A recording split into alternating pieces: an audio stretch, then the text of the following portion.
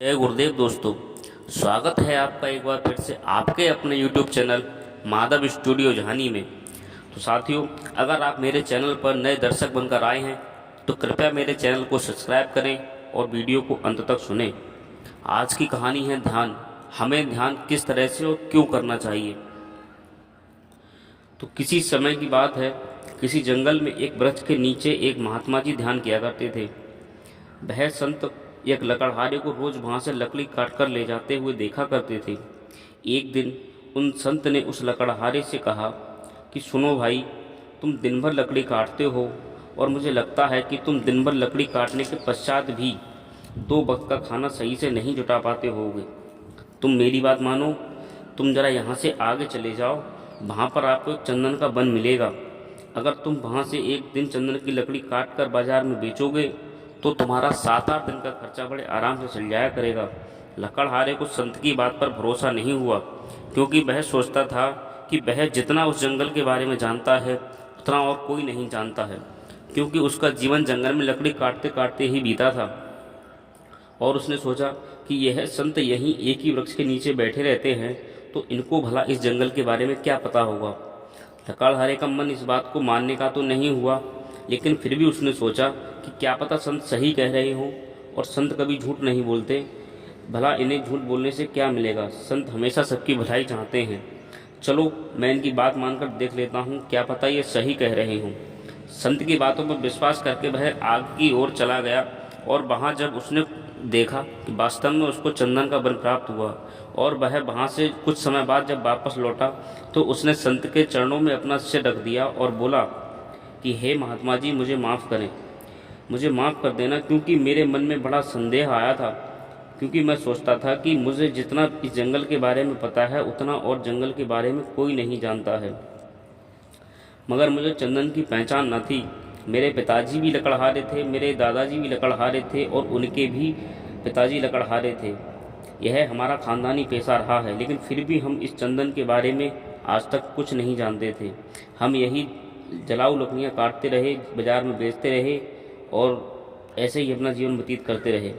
अगर हमें चंदन मिल जाता तो हम इसे काटकर बाजार में ऐसे ही बेचाते, क्योंकि हमें इसकी पहचान नहीं थी।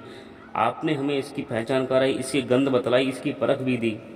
मैं भी कैसा अभागा हूँ, काश मुझे जल्दी पता चल जाता। संत ने कहा, तुम कोई फिक्र न करो, जब पता चल जाए तभी जल्दी है, जब जागो तभी सवेरा है। अब लकड़हारे के एक दिन मौज में कटने लगे।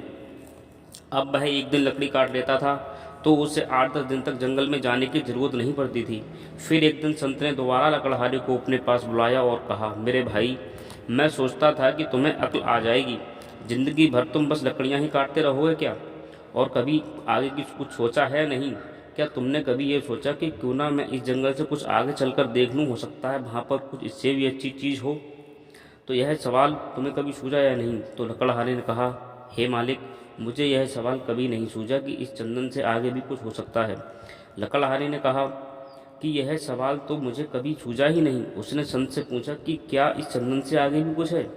उन संत ने कहा, चंदन से आगे जरा जाओगे तो वहाँ तुम्हें चांदी की खदान मिलेगी। ये लकड़ियाँ बकड़ियाँ काटना छोड़ो और खदान से चांदी की खोज करो। अगर एक दिन चांदी ले आओगे तो 4-6 महीने का इंतजाम हो जाएगा। अब वह लकड़हारा संत पर भरोसा करने लगा था। वह बिना संदेह किए संत की बात मानकर खदान की ओर चल पड़ा, और उसे वहाँ चांदी की खदान मिल गई। फिर तो कहना ही क्या था, उसकी चांदी ही चांदी हो गई। अब वह वहाँ 4-6 महीने में एक बार जाता था और 4-6 महीने का इंतजाम हो जाता था। अब वह लकड़हारा उस चांदी में ही उलझ कर रह गया।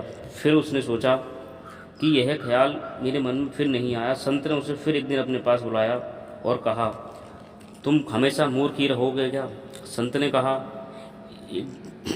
कहा, कभी तुम सुधरोगे या नहीं, कभी अपना दिमाग चलाओगे या नहीं, या मुझे ही तुम्हें जगाना पड़ेगा? लकड़हारा बोला, अब क्या हुआ महाराज? संत बोले, आगे सोने की खदान है मूर्ख। क्या तुम्हें कभी भी यह जिज्ञासा नहीं हुई कि मैं खुद कभी इस चांदी की खदान से आगे चलकर देख लूं? अब तुम 4-6 महीने घर में पड़े रहते हो, मस्त रहते हो, कोई काम भी नहीं है, बस फुर्सत ही फुर्सत है। फिर भी तुम्हें यह ख्याल नहीं आया कि मैं इस खदान से आगे भी चलकर देख लूं? उसने कहा, महाराज मुझे माफ़ करें, मैं बड़ा मूर्ख हूँ। मुझे कभी यह ख्याल नहीं आया कि मैं इससे आगे चलकर भी देखूं। मैंने तो समझा कि बस चांदी मिल गई, बस बात बन गई। अब और भला क्या हो सकता है। साथियों, उस लकड़हारे ने कभी सोने के बारे में न सुना था, न देखा था, ना ही उसे उसकी पहचान थी, न जांच थी, न परख थी। संत ने कहा, आगे सोने की खदान है।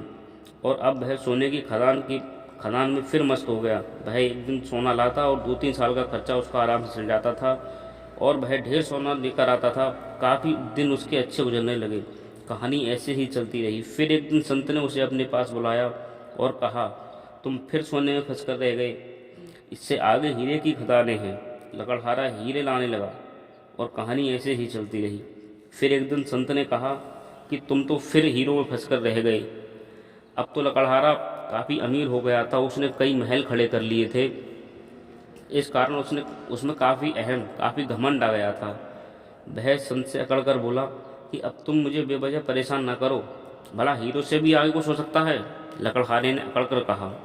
उन संत ने बड़े प्यार से कहा कि हे मूर्ख, तुमने कभी ये सोचा है कि जिस संत को हीरो की खदानें, चांदी की खदानें और सोनों की खदानें सबके बारे में पता है, फिर भी ये उनको क्यों नहीं ले रहे हैं?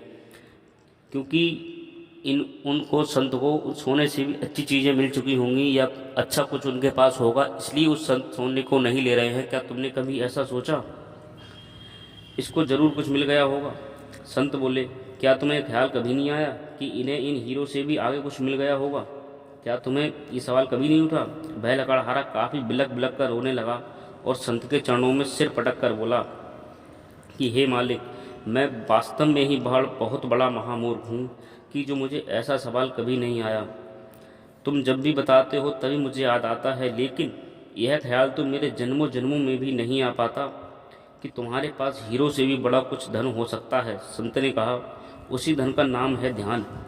अब तुम्हारे पास खूब धन है, धन की कोई कमी नहीं है, और अब धन की कोई ज़रूरत भी नहीं है तुम्हें। अब तुम जरा अपने अंदर की खदान खोदो, और जो सबसे आगे है वह है अंदर का ध्यान। लकड़हारा उसी दिन से सब कुछ छोड़कर संत का दास बन गया और उसने सारी मोह माया का त्याग कर दिया।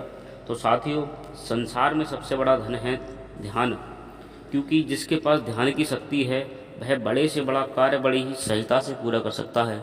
तो साथियों, हमें ईश्वर की भक्ति बड़े ही ध्यान से करनी चाहिए। जय गुरुदेव। साथियों, वीडियो को पूरा सुनने के लिए धन्यवाद। नमस्कार दोस्तों।